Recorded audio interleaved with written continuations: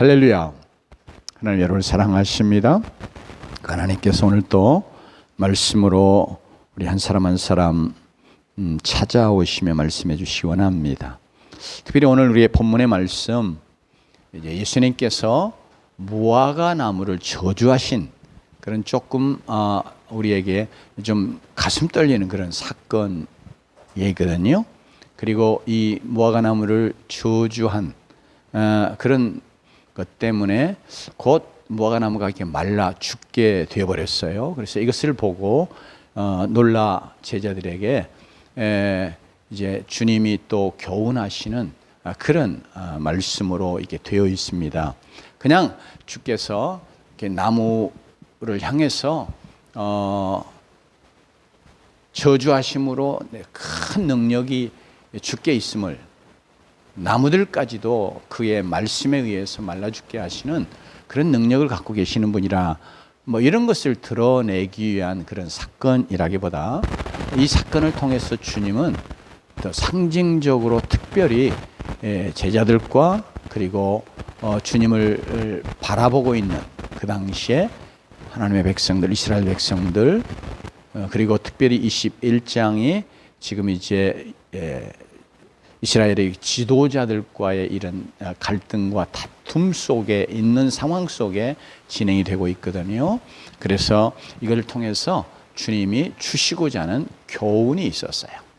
그리고 이제 그 무화과 나무 저주 사건을 주님이 결론 지으신 혹은 마무리하시는 말씀으로 제자들에게 주시는 말씀이 있거든요.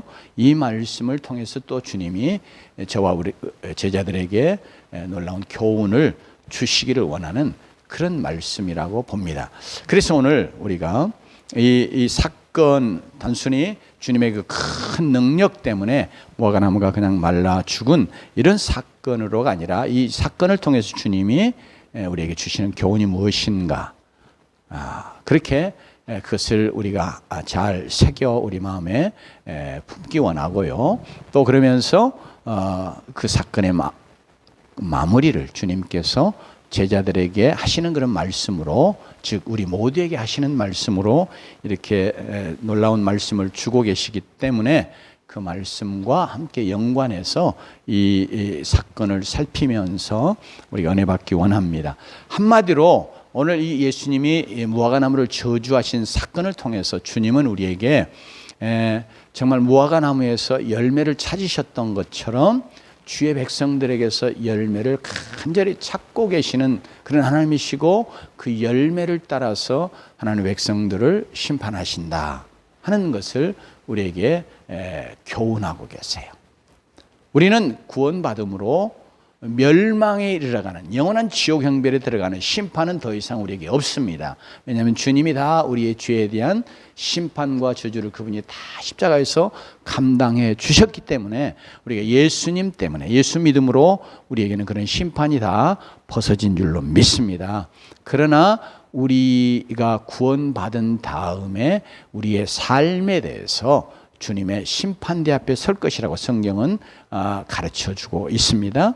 그래서 오늘 특별히 오늘 본문 말씀을 통해서도 다시 한번 주님은 어떤 분이요? 심판의 주님이시면서, 그래서 구체적으로 하나님의 백성들의 삶에 대해서 그의 삶에 정말 하나님이 원하시는 열매가 있느냐 없느냐, 또 얼마나 열매를 많이 맺었느냐 하는 것을 따라서 주 앞에 우리가 심판을 받게 될 것이고, 그로 인해서 우리의 상급도 결정이 되고, 또 칭찬도 주께로부터 있을 것이거나 아니면 책망이 우리에게 있을 수도 있다 하는 거, 오늘 이 본문을 통해서 우리에게 말씀해 주시는 줄로 압니다. 특별히 그래서 우리가 이 사건을 대할 때마다 왜 주님이 이렇게 무화과 나무를 저주하셔가지고 말라 죽게 하시는가, 이런, 그래서 때로는 우리에게 반문도 들거든요. 왜 주님이 그 나무를 이렇게 저주하시지? 그러면서 또 특별히 말씀 속에 보면 때가 아닌, 무화과 때가 아니매, 이런 말씀도 있단 말이에요. 그래서 이 본문을 많이 오해하면서 우리가 이 본문에 대한 주님이 주시고자 하는 그런 사건을 통한 그리고 말씀을 통한 교훈을 우리가 잘 캐치하지 못할 수가 있는데, 오늘 다시 한번 우리가 이 사건 속에서 주님이 뭐예요? 무화과 나무에서 열매를 찾으시는 것처럼 주님은 자기의 백성들에게서 열매를 간절히 원하시고, 그리고 그 열매를 따라서 하나님이 자기 백성들을 심판하신다 하는 것을 우리가 다시 한번 마음에 새기며 나가기 원합니다. 오늘 이 본문의 내용이 우리에게 증거해 주는데, 특별히 이것은 고난주간 이제 첫날 이루어진 지금 둘째 날이군요. 첫날이요. 왜냐하면 예수님이 이제 예루살렘의 승리의 입성을 이제 하시죠. 그게 이제 주일날 이루어지는 일이거든요. 그리고 그 다음 날이 지나면서 이제 주님이 예루살렘 성으로 다시 들어오시는 이런 과정 속에 이루어진 사건입니다. 오늘 말씀이 증거하는 것처럼 예수님이 이제 베다니로 나가셨다. 거기서 저녁을 유숙하시고, 그리고 아침 일찍 이제 다시 예루살렘 성으로 들어오세요. 그런데 오늘 본문의 말씀에 의하면 18절에 이렇게 말합니다. 우리 같이 한번 읽어볼까요? 시작. 이른 아침에 성으로 들어오실 때 시장하신지라. 이거 예수님이 이 본문에 조금 함축되어 있는 내용을 우리가 찾아보면, 예수님이 베다니 내려가셔가지고 어느 집에 초청받아서 들어가서 유숙하신 것이 아니고 그냥 제자들과 함께 노숙하신 것이라 이렇게 알 수 있어요. 왜냐하면 우리 문화도 거의 조금 비슷하지만, 특별히 유대 문화는 이 성경 시대의 문화는 다른 사람을 우리 자기 집에 초대하도록, 즉 나그네가 있어요. 그러면 그냥 길에 놔두지 말고 초대하도록, 그렇게 구약성에 이미 율법으로 이렇게 명하셨단 말이에요. 그러니까 그 법 때문이라도 많은 사람들이 예수님을 당연히 자기 집에 초청해야 되는, 그래서 예수님이 초청받아 가면 어떻게 하겠어요?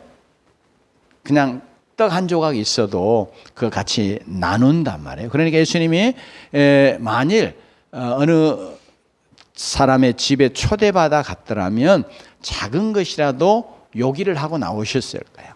그런데 아침 일찍 나오시면서 시장하셨다 그런 거 보니까 이건 누구 집에 초대받지 않고 그냥 노숙하시는, 이게 이제 고난주간이야. 이것도 주님의 고난이죠. 그죠? 그분이 사람의 몸을 입고 이 땅에 오시는 것 자체가 하나님으로서의 참 엄청난 수치요, 엄청난 겸비요, 엄청난 고난이거든요.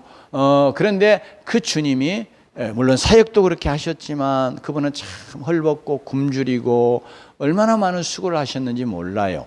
그런데 이 고난주간에도 보면 주님이, 그게 이제 고난이잖아요. 먹지 못하시고 또 노숙하셨으면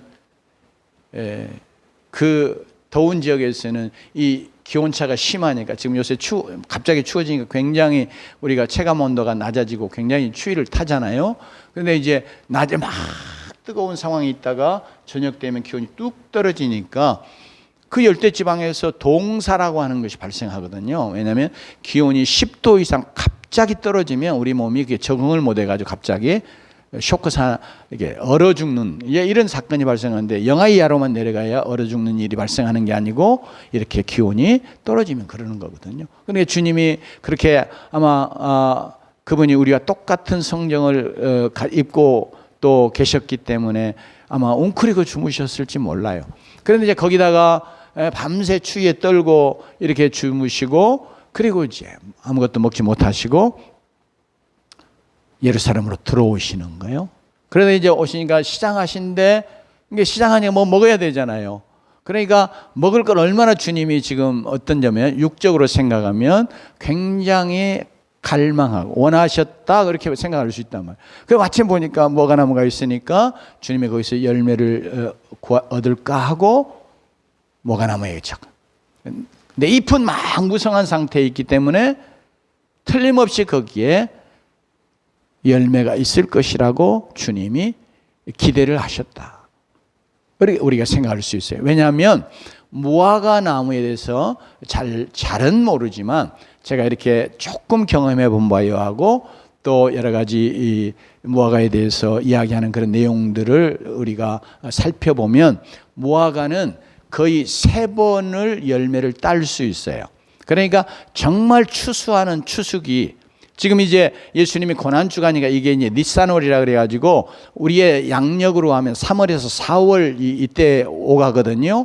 그러면 이제 지금 주님이 고난주간이기 때문에 3월이나 4월 이때라고 볼 수 있단 말이에요. 이때는 그런 점에서 무화과 때가 아니라 이렇게 말하는데, 왜 진짜 무화과 때 막 익고 진짜로 추수할 때가 이제 5월, 6월이 무화과가 열매가 제일 많이 생기면서 8월, 9월 가면서 이제 추수하는 거예요. 그런데 바로 이렇게 많이 생겨나기 전에 무화과는 이렇게 열매가 나오면서 이파리가 나옵니다. 그러니까 이파리가 나서 그냥 이게 나무가 광합성 작용을 활발하게 하고 그러면서 이제 열매가 맺혀지는 것이 아니라 처음에 첫 열매라고 성경에서 말하는 그런 것처럼 이 무화과나무의 열매가 처음 맺는 것들은 먼저 이렇게 열매가 나요. 그리고 이제 이파리가 막 생겨나는 거예요. 그러니까 예수님께서 여기 성경의 무화과 때가 아니라 이렇게 말해도 전혀 무화과가 열리지 않는 그런 시기라는 것이 아니라 무화과의 그 큰 수확을 할 수 있는 그때가 아니라는 거예요. 그러니까 5월, 6월에 무화과가 많이 열리는데 그것도 하루에 그냥 전부 났다가 그 다음에 딱 시기가 되면 거두는 게 아니잖아요. 모든 과일이 먼저 나고 늦게 나고 그러면서 5월, 6월 중에서도 거두기도 하고 진짜 수확은 8월, 9월 이때 가서 하지만 그렇게 하고 8월, 9월 지나고도 또 뭐예요? 다 수확하고 나도 그 다음에 또 생겨나요. 우리가 남아프리카에 있을 때 친구가 한 사람, 백인 친구 하나 있었는데 그 이제 집에 터가 넓어가지고 그 집에 무화과 따러 오라고 늘 그랬어요. 그래서 가보면 무화과 나무들이 막 여기저기 숨겨 있는데, 이제 심겨져 있는데 그러더라고요. 이렇게 무화과가 나면서 싹이 나고 그러면서 이제 무화과를 막 따고 그러고 나서도 또 무화과가 열리는 거예요. 그러니까 무화과는 이렇게 크게 말하면 3번 정도 열린다고 말할 수 있어요.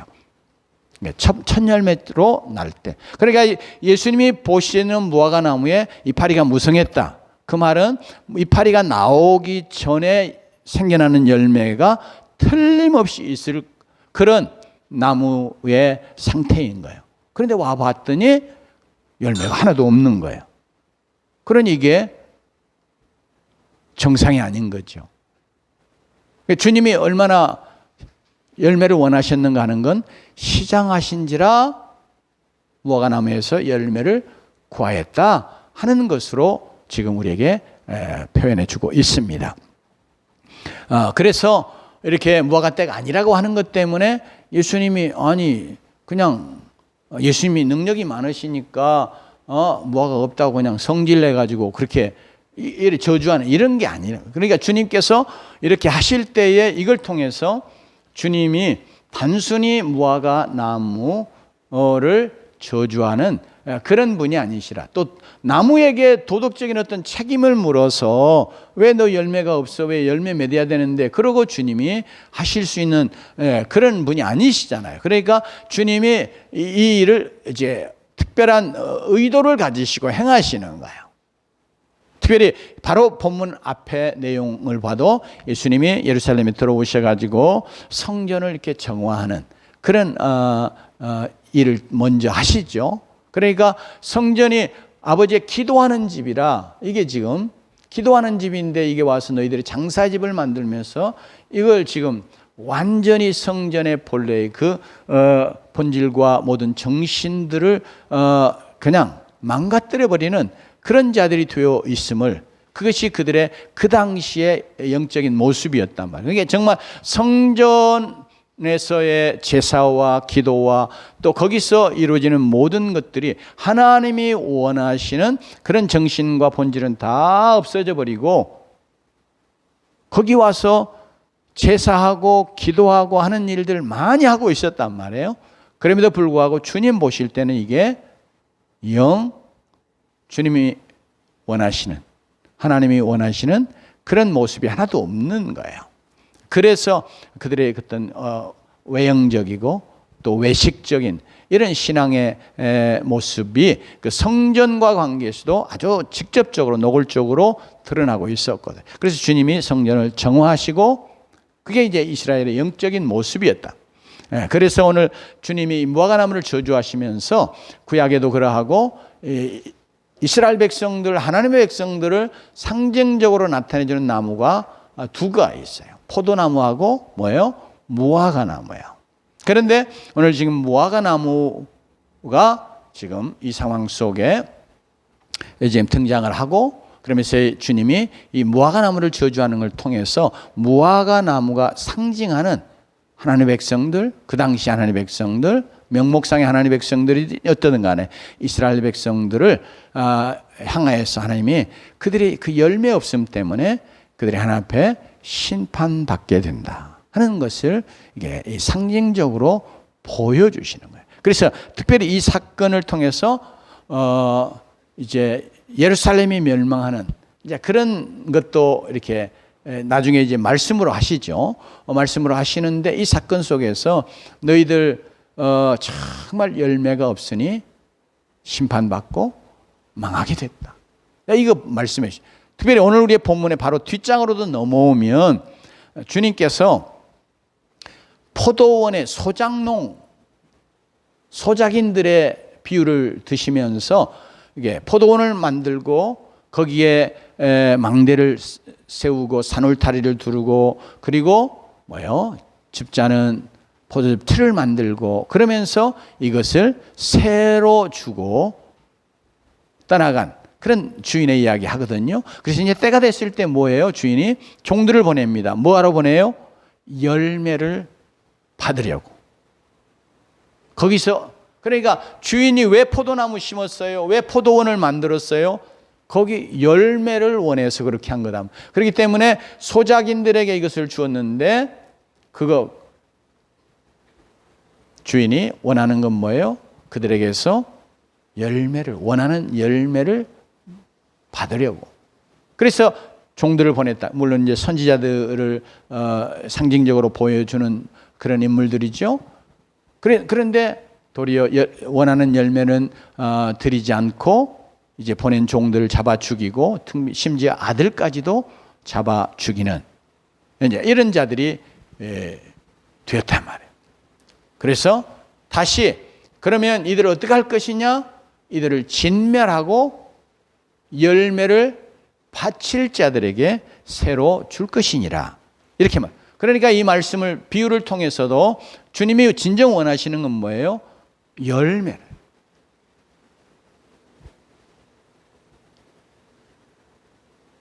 그래서 오늘 무화과나무를 저주하심을 통해서 주님은 입만무성하고 열매 없는 무화과나무가 저주를 받아 말라 죽은 것처럼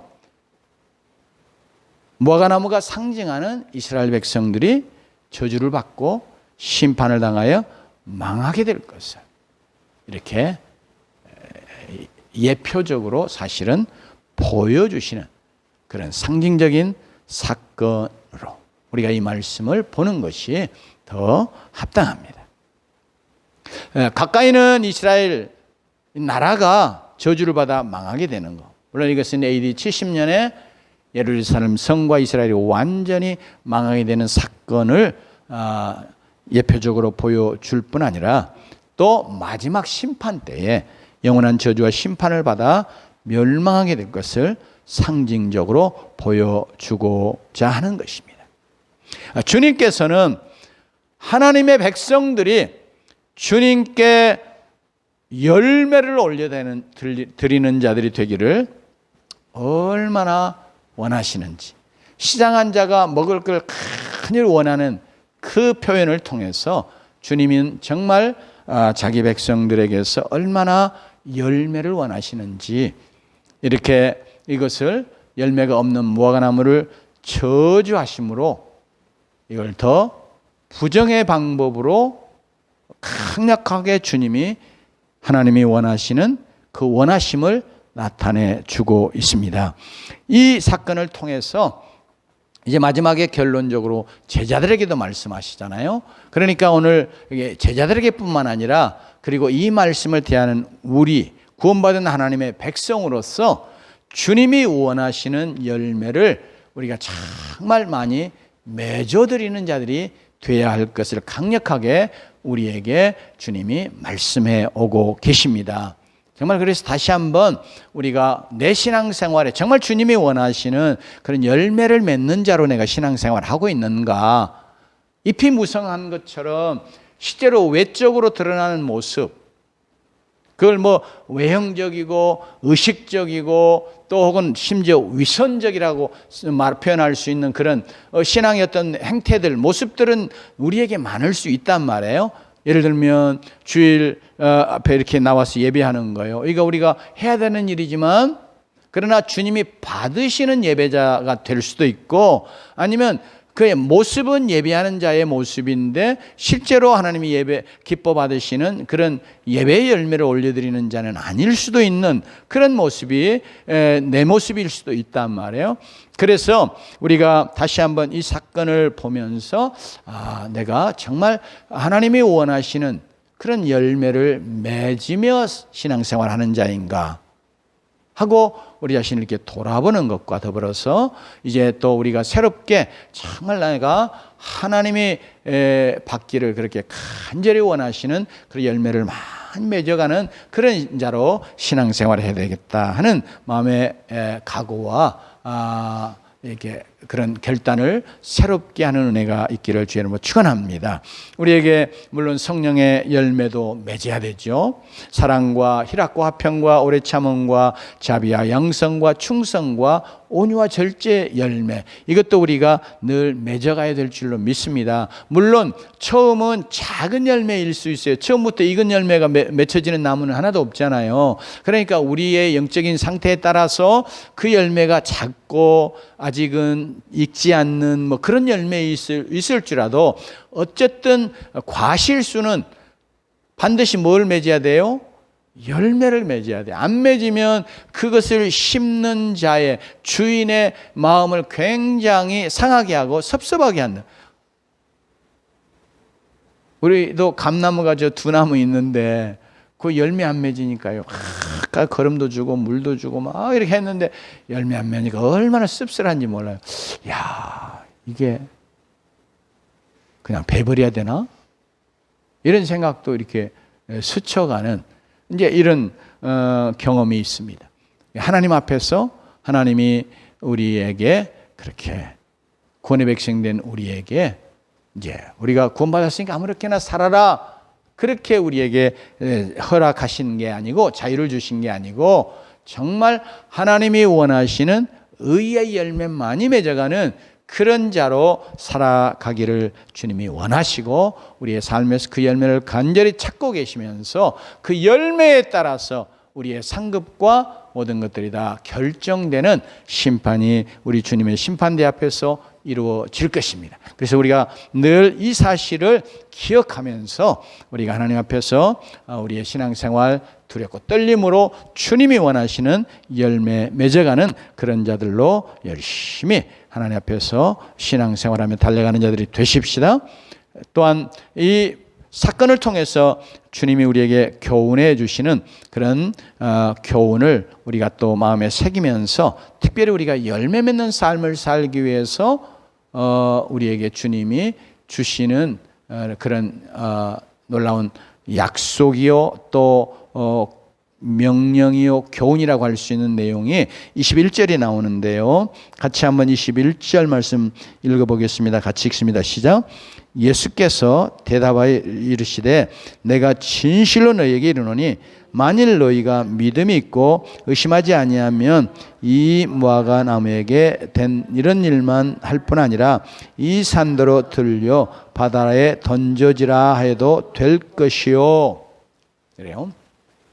이건 사실은 이게 무화과 나무를 저주하신 사건과 관계에서 주님이 이 말씀하시는 거거든요. 그러니까 단순히 어떤 큰 놀라운 일들이 이루어질 것을 그냥 주님이 믿음으로 선언하고 선포하고 그런 자들에게 그런 것이 일어날 것을 주님이 단순히 그것만 혹은 말씀하려고 그러는 게 아니라 앞부분의 내용과 연관해서 주님이 말씀하시는 거거든요. 정말 우리가 열매 맺는 삶을 살기 위해서 이 말씀을 통해서 주님은 우리에게 전능한 능력으로 내 삶의 역사하는 하나님, 그 하나님을 우리가 믿기를 원하고 정말 내 삶을 심판하실 하나님을 우리가 인정하고 믿고 나아가는 자가 되기를 원하십니다. 우리의 본문은 조금 간단하게 되어 있지만 마가복음에 보면 하나님을 믿으라 이 말씀을 먼저 예수님이 하셨어요. 똑같은 이 사건을 기록하고 있는 마가복음에 의하면 그러면 그 말을 듣는 제자들은 하나님을 안 믿었어요? 믿으니까 지금 예수님 따르고 있잖아요. 그죠? 그리고 이 말씀을 듣는 주변에 있는 모든 자들도 다 그들이 이스라엘의 하나님, 그들이 다 믿고 있었어요. 물론 그것이 단순한 지식적이고 관념적인 지식에 그치는 그래서 믿음이라고 말하기는 좀 그럴 수 있지만 주님께서 특별히 다 하나님을 실제로 믿고 있다고 생각하는 자들에게 정말로 하나님을 믿으라. 그러면서 오늘 말씀에도 이야기하지만 너희들이 믿음이 있고 의심하지 아니하면 이렇게 말씀하면서 놀라운 그 믿음에 의해서 놀라운 역사가 이루어질 것을 주님이 말씀하신단 말이죠. 그래서 이건 단순히 다른 게 아니고 바로 이 하나님을 믿고 그 믿음으로 나아갈 때에 우리의 삶에 하나님이 원하시는 열매가 풍성하게 맺어지고 그것이 어떤 어려운 상황에서든지 그 어려운 상황들이 다 극복되고 해결되고 사라지고 정복되고 하면서 정말로 하나님의 백성으로서의 열매를 맺게 될 것을 주님이 이 말씀을 통해서 우리에게 말씀해 오고 계시는 줄로 믿습니다. 그래서 우리가 정말 풍성한 삶을 살려면 열매 없는 삶을 심판하시는 하나님을 우리가 늘 믿고 두려워하는 자가 돼야 돼요. 그러니까 하나님을 믿는데 어떤 하나님을 믿느냐 그럴 때 내가 아무렇게나 살아도 되는 나는 예수 믿고 구원받았어. 그러니까 내가 아무렇게 살아도 되는 것처럼 생각하는 그럴 때에 내가 어떤 하나님 믿지 않는 거예요? 내 삶에 대해서 모든 걸 다 감찰하시고 심판하실 하나님 내가 안 믿는 거란 말이에요. 그 인정하지 않는 거예요. 그래서 주님이 오늘 말씀에 여기에 믿음에 대해서 이야기할 때 그러면 어떤 믿음이냐 그럴 때 내 삶의 모든 것을 감찰하시고 심판하실 하나님, 그 하나님 우리가 믿는 자 되기를 원하십니다. 그 하나님을 우리가 믿을 때 그때 우리가 임만무성한 그런 우리의 신앙생활, 우리의 그런 삶, 내가 이러면 안 되겠구나. 왜요? 모든 걸 다 감찰하시고 아시며 심판하시는 하나님이 계시기 때문에 그래서 그 하나님 앞에 심판받을 때 내가 정말 잘했다 칭찬받고 상급과 면류관 얻을 그런 자가 되기 위해서 하나님 원하시는 열매를 많이 맺는 자 되어야 되겠다. 이런 믿음의 생각을 다시 한번 가질 수 있잖아요. 그렇기 때문에 우리가 정말 열매 맺는 삶을 살기 위해서는 내 삶의 모든 것을 감찰하시고 심판하시는 하나님을 우리가 믿어드리는 자들이 되어야 되겠습니다. 그런데 그 하나님은 전능한 능력으로 또 내 삶에 역사하시는 하나님 되시는 것도 믿어야 되겠습니다. 왜냐하면 믿을 때 여기 이 산더러 들려 저 바다에 던지우라 하여도 그대로 되리라고 말씀하시잖아요. 이걸 통해서 내가 정말 지금 주님이 말씀하시는 그 하나님, 주님이 이 사건을 통해 보여주시는 그 하나님을 내가 진정으로 믿어드립니다. 이번엔 심판하시는 하나님이고요. 뿐만 아니라 뭐예요? 전능한 능력으로 일하시는 하나님이시단 말이에요. 그래서 그런데 우리가 그걸 믿으라고 말하니까 그분에 대한 믿음으로 나아가면 이런 역사가 일어나 산도 바다에 던져지는 역사가 일어날 것이라고 말씀하시고 계시기 때문에 그건 뭐예요? 우리에게 그분이 그런 전능한 능력의 하나님으로서 내 삶 속에 일하시고 역사하시는 하나님이시다 하는 것을 우리 자신들이 믿기를 원해요. 제자들도 마찬가지예요. 물론 제자들은 이제 앞으로의 어떤 사역들을 하면서 산과 같은 그런 문제들, 어려움들을 만날 거 아니에요. 그런데 그럼에도 불구하고 하나님이 원하시는 열매를 그 상황 속에서 맺어갈 수 있다는 거예요. 왜요? 믿음으로 이 산도 저 바다에 던지우라 하면 던져지는 역사가 일어나는데 그 믿음은 무슨 믿음이에요? 하면 돼. 할 수 있어. 이렇게 그냥 스스로가 갖는 긍정적이고 적극적인 그런 생각이나 확신을 말하는 게 아니고 뭐예요? 철저하게 하나님, 믿음의 대상이신 그 하나님이 어떤 하나님인가? 그 하나님이 어떤 일을 이루실 것인가? 특별히 정말 전능한 능력의 하나님이 내게 그리고 내 삶 속에서 이렇게 역사하실 하나님이라고 우리가 믿어드리는 그 믿음 말이죠. 그런 믿음 갖고 나아갈 때 우리가 풍성한 열매를 맺게 될 줄로 믿습니다. 여러분, 열매 맺지 못하는 무화과 나무가 상징하는 이스라엘이나 제자들이나 다 어떤 점에서 하나님을 믿는 자들이었거든요. 그런데 주님은 하나님을 진정으로 그리고 믿어야 할 대로 믿지 않고 있다는 거예요. 그러니까 열매가 없다는 거예요. 그러니까 지금 이스라엘 백성들이 성전에 나와가지고 하나님 앞에 제사하고 예배하고 지금 기도하고 하는데 뭐예요? 성전에서 뭐 하는 거예요? 막 탐욕으로 하나님 이용해서 지금 장사하고 있는 거예요. 그러니까 주님이 와서 다 돈 바꾸는 자들부터 시작해서 양과 비둘기 파는 자들 이런 자들을 상을 막 엎으시면서 쫓아내시잖아요. 그래 그건 뭐예요? 하나님을 실제로 믿는다고 하는데 진짜 그 성전에 계시는 하나님 안 믿는다 그 말이에요. 그러니까 우리도 주님께서 하나님을 믿으라 이렇게 마가복음에 특별히 이 말씀을 먼저 하셨어요. 그렇게 하실 때 하나님을 진정 살아계시는 심판의 하나님, 내 행위에 대해서 하나님이 심판하신다 생각하면 어떻게 계속해서 그렇게 하겠어요? 우리가 연약해서 어떠다가 그렇게 할 수는 있을지 모르죠. 그러나 그걸 아무렇지도 않게 행하는 일을 계속해서 반복적으로 할 수는 없다. 그래서 그 하나님을 믿어요. 그리고 전능한 능력의 하나님으로 나의 하나님, 그 하나님을 믿으라는 거예요. 말씀하시기만 하면, 하고자 하시기만 하면 산 나무도 죽게 하시고 또 죽은 나무도 살게 하시는 전능하신 능력의 하나님을, 그런 하나님 되심을 믿으라 이렇게 말씀하시는 겁니다. 뿐만 아니라 살아계신 전능하신 하나님께서 주님과 제자들의 삶의 현장에서 역사하신 것처럼 바로 우리의 삶에도, 내 삶에도 개입하고 역사하시는 하나님이심을 믿으라는 그런 말씀과 같아요. 왜냐하면 주님이 이 산더러 들려와 지금 제자들의 삶의 현장 속에 지금 그들의 눈에 보이는 이게 산, 물론 주님은 감람산을 두고, 왜냐하면 지금 제자들이 예루살렘에 왔을 때 그들의 눈앞에 보이는 건 뭐예요? 감람산 이렇게 조금 골짜기 건너 저편에 있거든요. 우리도 이제 감람산에 가봤는데,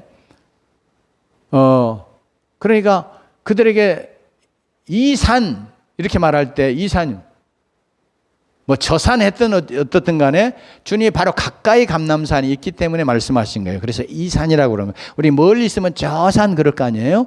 근데 그러니까 제자들은 뭐 본 거예요? 감람산 본 거예요. 그들의 눈앞에 있습니다. 그러니까 이 산더러 들려라 해도, 바다에 던지우라 해도 던져질 것을 주님의 말씀을 하고 계십니다. 특별히 산은 또한 이제 실제로 이 제자들에게 말씀하실 때는 이 산이 조금 전에 이야기한 것처럼 실제적인 산이에요.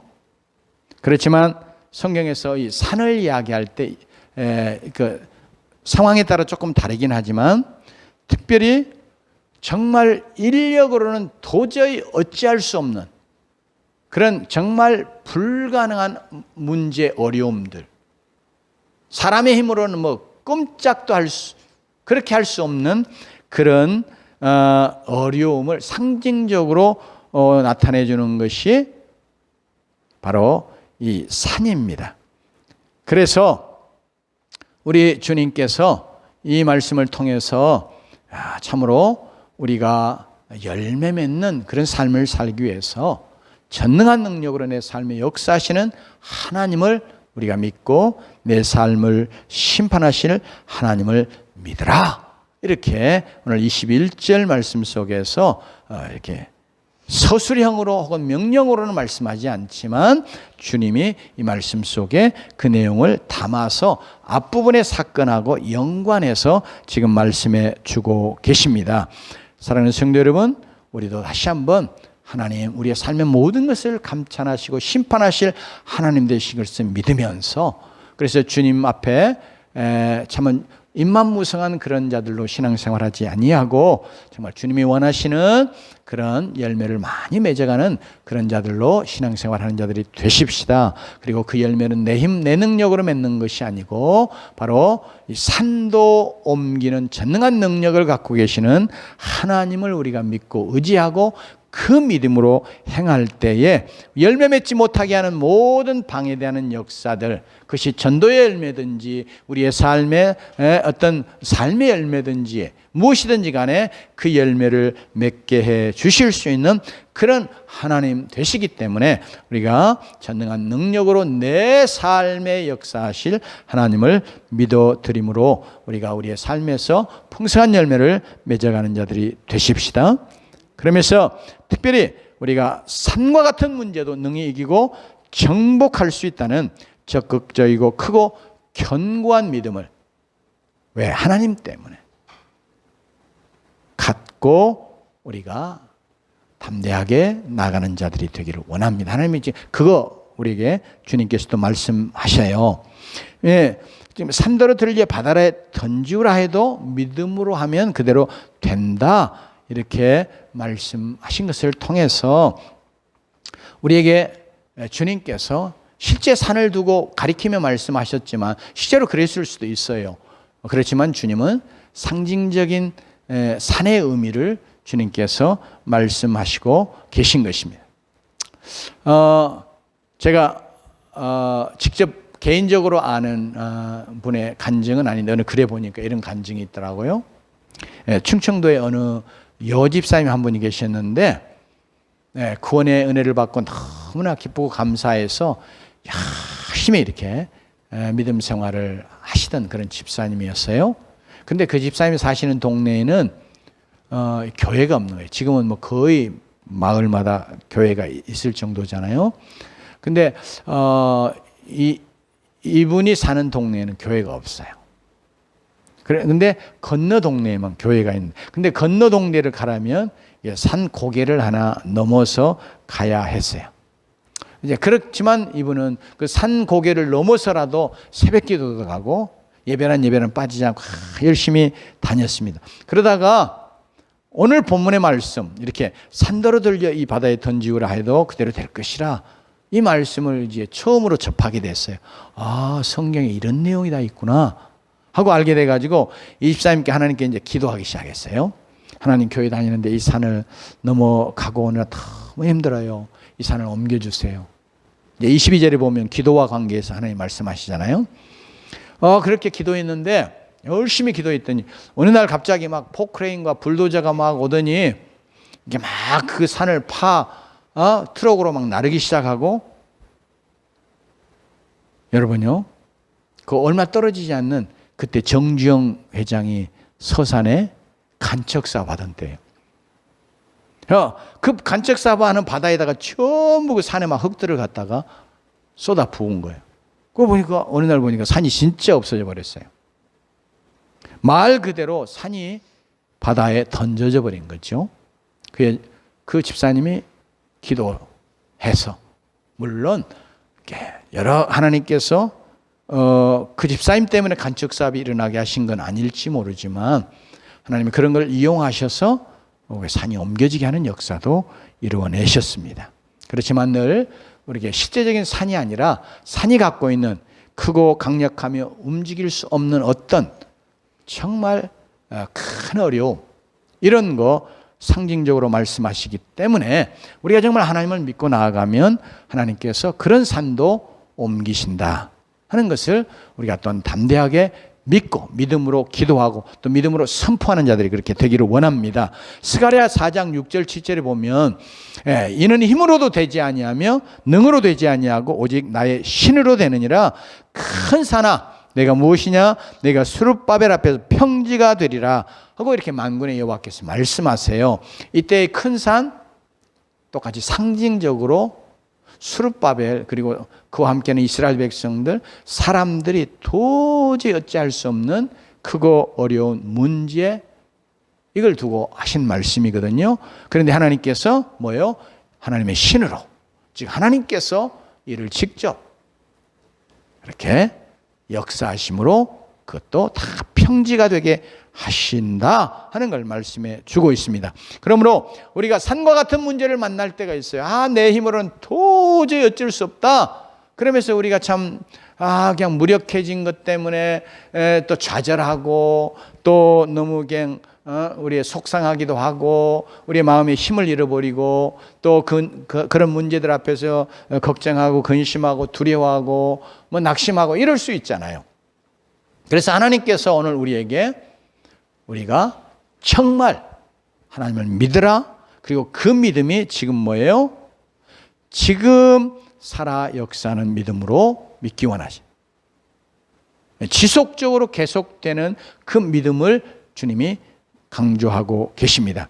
그러니까 우리가 지금 우리는 하나님으로 말미암아서 정말 우리가 하나님을 믿고 그 믿음으로 나아가면 크고 어려운 문제 넉넉히 이기고 정복할 수 있다고 하는 적극적이고 담대한 견고한 믿음을 가지고 나아가야 될 줄로 믿습니다. 그러면 그 믿음대로 이루어지는 줄로 믿습니다.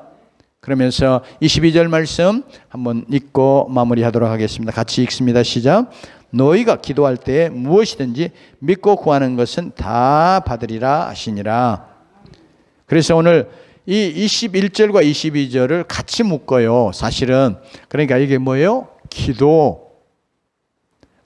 믿음을 이야기하셨는데 그 믿음과 그 다음에요. 그 믿음을 어떻게 행사하느냐? 뭘요? 기도로 행사하기 원하시는 거예요. 사실은 믿음은 기도와 동전의 양면처럼 같이 간다고 우리가 늘 생각을 해야 됩니다. 아까도 잠깐 이야기했지만 믿음은 잘 된다, 할 수 있다 하는 긍정적이고 적극적인 사고나 확신을 말하려는 게 아니고 진적으로 전능한 능력과 권세를 가지고 살아 역사하시는 그 하나님을 전인격적으로 우리가 인정하고 온전히 의지하는 것, 그리고 온전히 실제로 믿어드리는 것, 이걸 지금 주님이 말씀하시고 있습니다. 그런 믿음이 있으면 모든 문제가 결국 누구에게 달려 있어요? 하나님께 달려 있기 때문에 우리가 하나님께 기도하게 되고, 그런데 기도할 때 뭐예요? 믿음으로 기도하게 되고, 또 믿음으로 기도해야 하나님을 기쁘시게 하고 하나님께서 그 기도에 응답하시고 역사해 주시는 줄로 믿습니다. 사랑하는 성도 여러분, 우리의 신앙생활이 임만무성하고 주님이 기대하신 열매가 없어서 주님의 심판과 책망을 받을 자들이 아니라 주님이 기대하시고 기뻐하시는 간절히 원하시는 열매들을 풍성히 맺는 주의 백성들이 되기를 다시 한번 우리가 마음에 결심하고 결단하고 나아가는 자들이 되십시다. 그러기 위해서 먼저 겉으로 보이는 임만무성한 형식적이고 생명력을 잃어버린 그런 위선적인 어떤 신앙의 형태들을 우리가 내가 이거 버려야 되겠구나, 이런 마음의 자세 자체를 버려야 되겠구나 하는 생각도 이 시간에 갖고 그걸 내어버리기로 결단하며 나가는 여러분 되시기를 주님으로 축원합니다. 그러면서 이제 산과 같은 인생의 어려움 앞에서도 살아계시며 전능하신 능력으로 역사하시는 하나님을 다시 한번 우리가 믿음으로 바라보고 그분을 철저하게 믿고 의지하고 우리의 모든 것들을 맡겨드리는 자들이 되어야 되겠습니다. 그러면서 그 문제 가지고 하나님 앞으로 나아가 기도하면서 하나님께서 우리의 기도대로 놀랍게 일하시고 역사하셔서 우리의 문제들도 해결되고 그러면서 우리의 삶에 열매 맺는 것을 방해하는 모든 것들이 다 하나님 파여지고 굴복되어지고 정복되어지고 그러면서 우리가 승리하는 자들로 주님이 원하시는 열매를 풍성히 맺어드리는 그래서 주님이 기쁨이 되는 그런 주의 백성들로 신앙생활하는 모두가 되기를 주의 이름으로 축원합니다. 기도하십시다.